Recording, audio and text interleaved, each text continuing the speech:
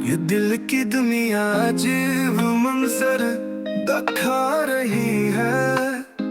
ख्वाबों की बस्ती में रोशनी मुस्कुरा रही है।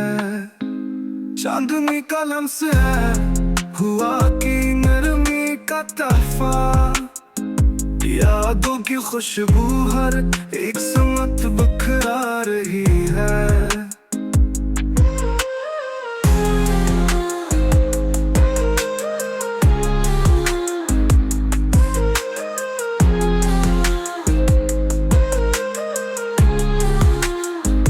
खामोश आँखों में एक समंदर छुपा हुआ है। लहरों की आवाज दिल को बहला रही है।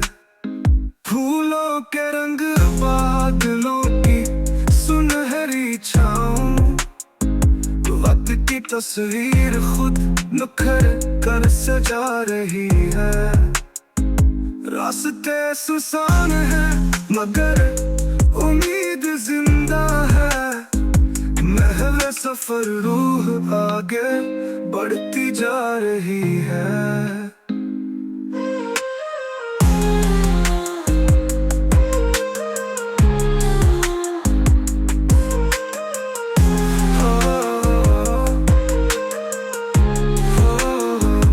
महफिल में सब चेहरे मुस्कान लिए बैठे। पर्दे में तन्हाई दिल को सहला रही है। याद के जुगनू चिराग दिल में जला रहे हैं। अंधेरी रातों को चमक से मिटा रही है। मोहब्बत की बूंद हर सौ फैल रही जैसे।